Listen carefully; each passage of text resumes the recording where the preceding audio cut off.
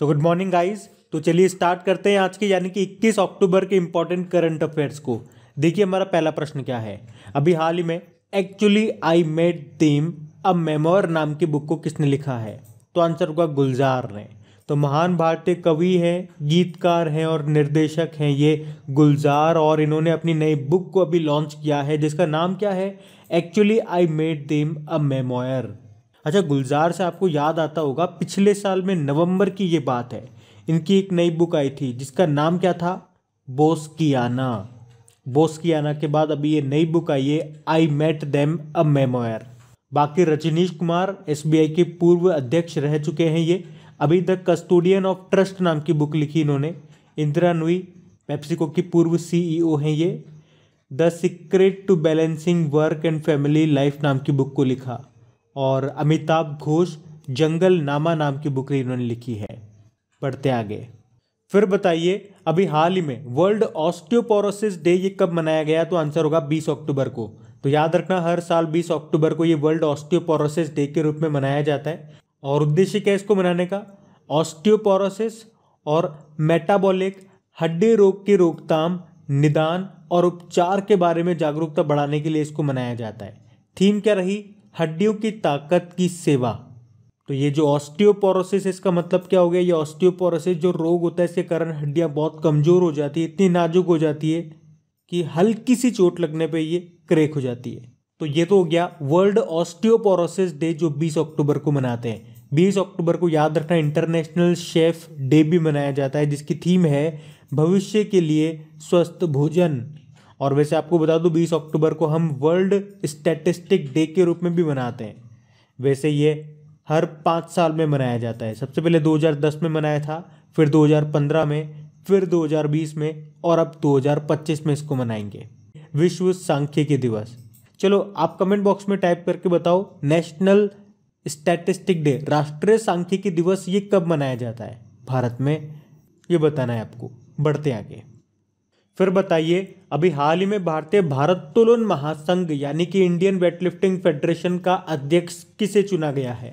तो आंसर होगा सहदेव यादव को। तो इंडियन वेटलिफ्टिंग फेडरेशन के पूर्व महासचिव यानी कि सेक्रेटरी जनरल हैं ये सहदेव यादव, जिनको अभी इंडियन वेटलिफ्टिंग फेडरेशन का अध्यक्ष यानी कि प्रेसिडेंट चुना गया है। और इनके अलावा जो एस आनंदे गौड़ा हैं इनको सेक्रेटरी जनरल बनाया गया। बाकी देखो इंटरनेशनल वेटलिफ्टिंग फेडरेशन अगर आपसे पूछते तो उसका हेडक्वार्टर कहाँ पर है? लुज़ेन स्विट्जरलैंड में। अच्छा बताओ टोक्यो ओलंपिक 2020 में किस भारतीय ने भारोत्तोलन में यानी कि वेटलिफ्टिंग में सिल्वर मेडल जीता था? मीराबाई चानू ने। ये कहाँ की है? मणिपुर की। बाकी AK गोयल यूको बैंक के चीफ हैं ये, लेकिन अभी इंडियन बैंकिंग एसोसिएशन के ये चेयरमैन बने हैं। सज्जन जिंदल वैसे तो JSW स्टील के ये मैनेजिंग डायरेक्टर हैं, लेकिन अभी इनको वर्ल्ड स्टील एसोसिएशन का अध्यक्ष बनाया गया है। और गुरबीर पाल सिंह NCC के नए डायरेक्टर जनरल बने थे ये। बढ़ते आगे। अच्छा फिर बताइए अभी हाल ही में किसने उबेर कप जीत लिया है? तो आंसर होगा चाइना ने। अच्छा पहला प्रश्न तो यही बन जाएगा कि उबेर कप का संबंध किस खेल से है? बैडमिंटन। याद रखना महिलाओं का बैडमिंटन टूर्नामेंट है ये उबेर कप। अभी ये डेनमार्क में हुआ था जिसे चाइना ने जीत लिया। किसको हरा के? जापान को हरा करके। अच्छा आप देखोगे टोटल 19 में से 15 खिताब चाइना जीत चुका है। अच्छा मान लो आपसे एग्जाम में पूछा जाता है, क्योंकि इस तरह के प्रश्न बनते हैं कि उबेर कप का संबंध किससे, तो आप बता दोगे बैडमिंटन से। चलो बताओ रोवर कप का संबंध किससे है? फुटबॉल से है। मर्डेगा कप का संबंध ये भी फुटबॉल से है। देखो रोवर्स कप पूछ ले, मर्डेगा कप पूछ ले, डूरंड कप पूछ ले, कलिंगा कप पूछ ले, संतोष ट्रॉफी पूछ ले या सुब्रतो कप पूछ ले, ये सारे इंपॉर्टेंट क्वेश्चन हैं जो कहीं ना कहीं रिपीट होते ही रहते हैं। तो इन सब का संबंध फुटबॉल से है। उसके अलावा अगर आपसे पूछा जाए सुल्तान अजलान शाह कप या फिर आगा खान कप, इनका संबंध किससे है? हॉकी से। गोल्फ के 2 कप आप याद रखो, एक तो राइडर कप और एक वॉकर कप। अच्छा अगर मैं आपसे पूछूं कि यूरो कप 2020 का खिताब किसने जीता था? इटली ने इंग्लैंड को हरा करके। कोपा अमेरिका 2021 का खिताब किसने जीता? ये फुटबॉल टूर्नामेंट है, अर्जेंटीना ने। किसको हराया था? ब्राजील को। तो ये सारे इंपॉर्टेंट पॉइंट्स मैंने आपको एक साथ बताया, इनको ध्यान रखना। बढ़ते आगे। चलिए अगला प्रश्न देखिए। अभी हाल ही में sir Syed Ahmad Khan reason religion and nation नाम की बुक को किसने लिखा है? तो आंसर होगा शेफीक किदवई ने। तो साहित्य अकादमी पुरस्कार विजेता हैं ये प्रोफेसर शेफीक किदवई, जिन्होंने ही ये बुक लिखी है जिसका नाम क्या है? Sir Syed Ahmad Khan reason religion and nation. और इस बुक का उद्देश्य मुस्लिम एंग्लो ओरिएंटल कॉलेज के संस्थापक सर सैयद अहमद खान का विश्लेषण करना है। बाकी चेतन भगत की अभी नई बुक आई है 400 डेज, और झुम्पा लाहिड़ी की नई बुक आई थी translating my self and others, और सुब्रमण्यम स्वामी ह्यूमन राइट एंड टेररिज्म नाम की बुक इन्होंने लिखी है अभी। तो ये ध्यान रखना। बढ़ते आगे। फिर बताइए अभी हाल ही में किस राज्य सरकार ने मुख्यमंत्री राशन आपके द्वार योजना को शुरू करने की घोषणा की? तो आंसर होगा मध्य प्रदेश ने। तो अभी मध्य प्रदेश सरकार ने राज्य में अभी नवंबर 2021 से मुख्यमंत्री राशन आपके द्वार योजना शुरू करने की घोषणा की है। तो इस योजना में उन गांवों में वाहनों से राशन पहुंचाया जाएगा जहां पे उचित मूल्य की दुकानें नहीं है।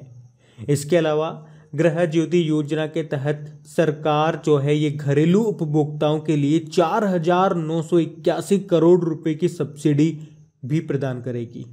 अब बात तो मध्य प्रदेश की है, तो ये रहा मैप में मध्य प्रदेश।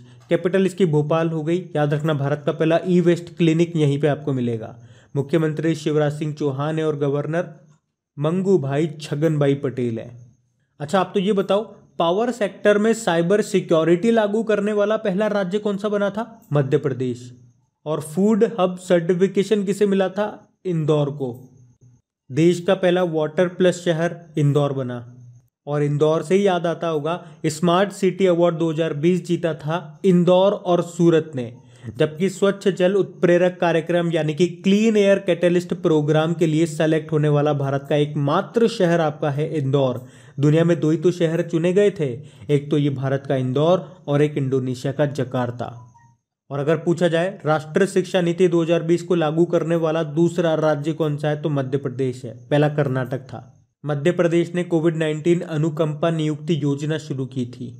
और हमने पढ़ा था 10 अफ्रीकी चीतों को कूनो नेशनल पार्क में लाया जाएगा, जो आपको मिलेगा मध्य प्रदेश में। इसके अलावा युवा शक्ति कोरोना मुक्ति अभियान शुरू हुआ था। अंकुर योजना यहाँ पे शुरू हुई थी। मुख्यमंत्री राइज योजना यहाँ पे शुरू हुई थी। लाडली लक्ष्मी योजना ये भी यहीं की है।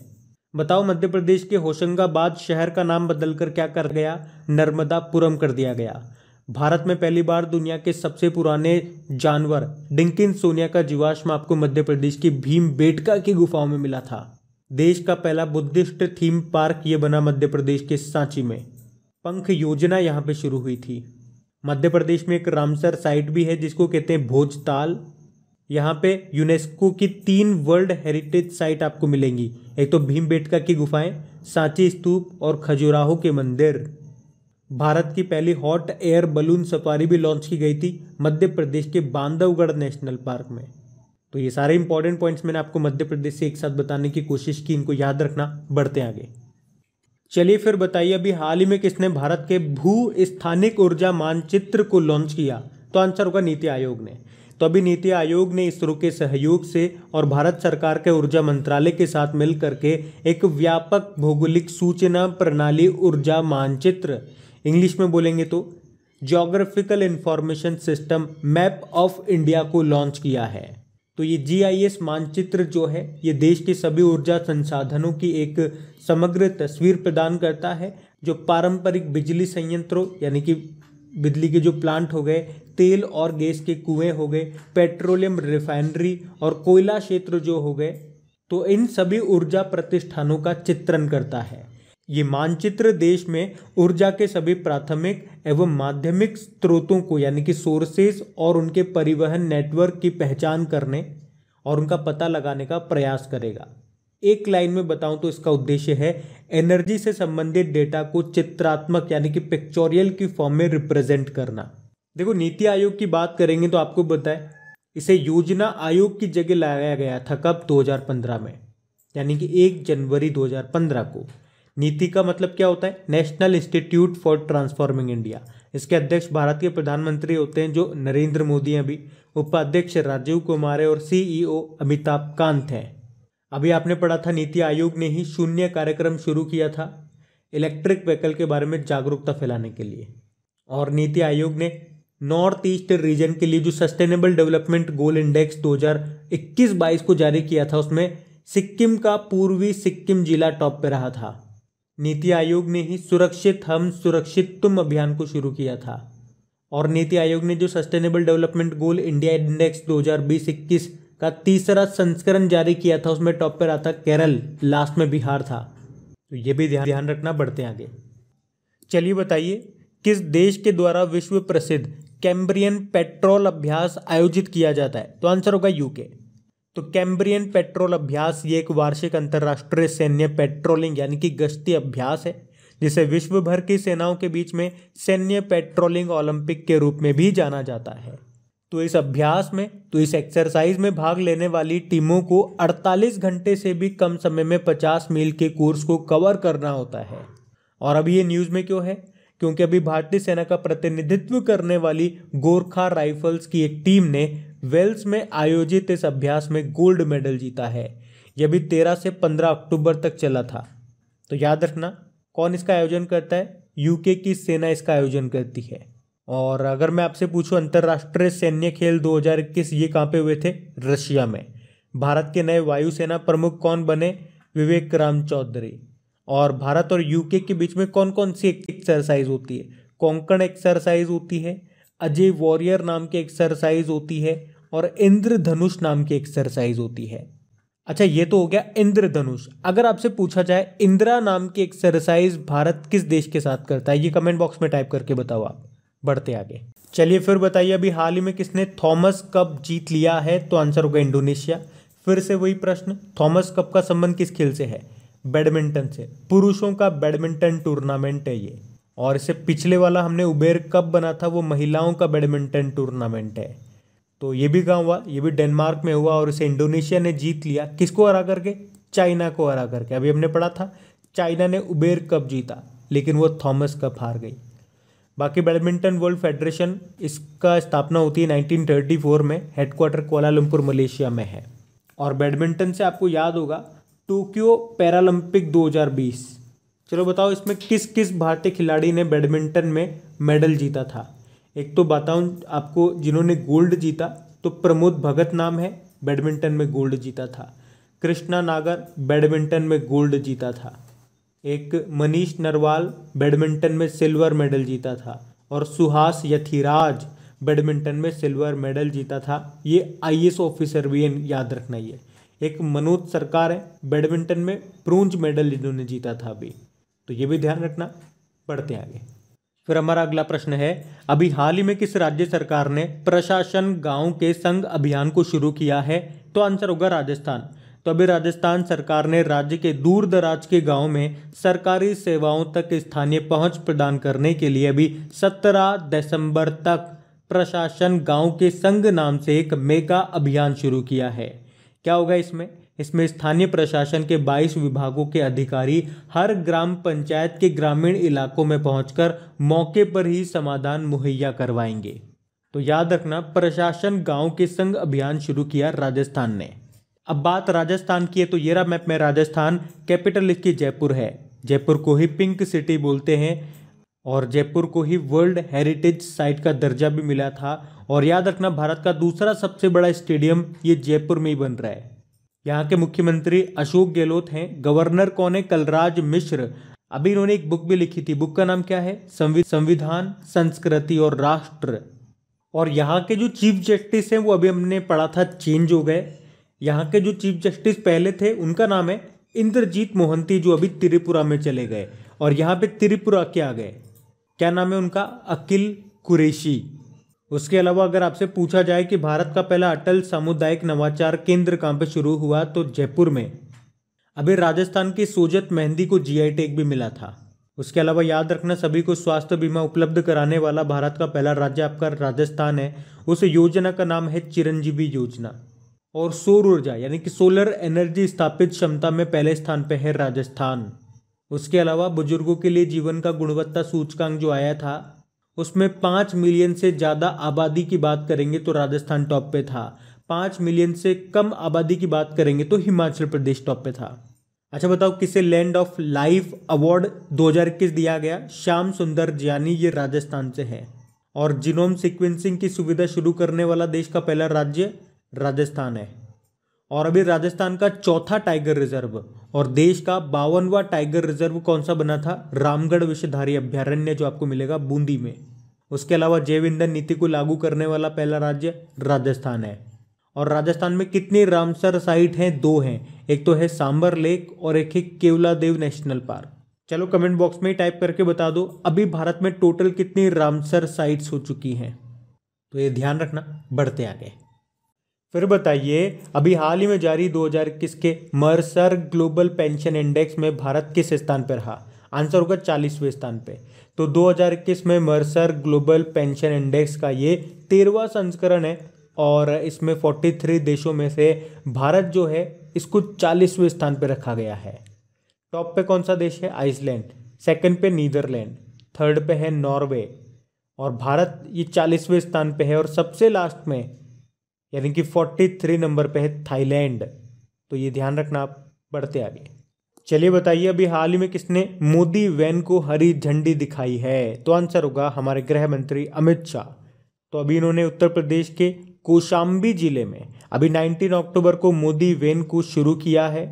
इस तरह की ये 5 मोदी वैन है जिनको भाजपा के सेवा ही संगठन कार्यक्रम के तहत अभी प्रधानमंत्री नरेंद्र मोदी की सरकार में 20 साल पूरे होने के उपलक्ष्य में शुरू किया गया। प्रधानमंत्री नरेंद्र मोदी ये पहली बार 7 अक्टूबर 2000 पहली बार ये मुख्यमंत्री बने थे। तो अब क्या होगा? तो जगह जगह ये वैन प्रधानमंत्री नरेंद्र मोदी के मन की बात कार्यक्रम का प्रसारण करेगी, साथ ही उनकी चुनावी रैलियों और भाषणों को भी जनता को दिखाएगी। टीवी लगा होगा इसमें एक बड़ा सारा। साथ ही ये दूर दराज के गाँव में कोरोना वायरस बीमारी के खिलाफ वैक्सीनेशन को बढ़ावा देने में भी मदद करेगी। तो अब बात करेंगे कल के वीडियो में पूछे गए प्रश्न के उत्तर की। तो कल के वीडियो में आपसे क्या पूछा था? अभी हाल ही में माउंट हैरियट का नाम माउंट मणिपुर रख दिया गया, ये आपको कहाँ पे मिलेगा? तो आंसर होगा अंडमान निकोबार में। आप सभी ने प्रश्न का बिल्कुल सही उत्तर दिया है। और गाइज आपको बताए अगर सेशन अच्छा लगा हो तो लाइक करके इसको शेयर जरूर कर देना। जो भी आपका व्हाट्सएप ग्रुप, स्टडी ग्रुप हो गया, वहाँ पे प्लीज़ एक बार इस वीडियो के लिंक को शेयर जरूर कर देना। और कल भी मैंने आप लोगों को बताया था कि सामान्य ज्ञान टॉप 10 इंपॉर्टेंट क्वेश्चंस की एक नई सीरीज हम लोगों ने स्टार्ट की है। उसका अगला वाला पार्ट कल शाम को अपलोड हो चुका है, तो उसको आप ज़रूर से सुनिएगा और उसे प्यार दीजिएगा, रेस्पॉन्स ज़रूर दीजिएगा, उसे शेयर करके, उसे लाइक करके, ताकि हम इन चीज़ों को कंटिन्यू रख सकें। और टॉपिक वाइज करंट अफेयर्स पे क्विज अपलोड हो रही है, आपकी करेगी एग्जाम एप्लीकेशन पे जा करके लगा लेना उसको। लिंक सबके आपको नीचे डिस्क्रिप्शन में मिल जाएंगे। Thank you guys.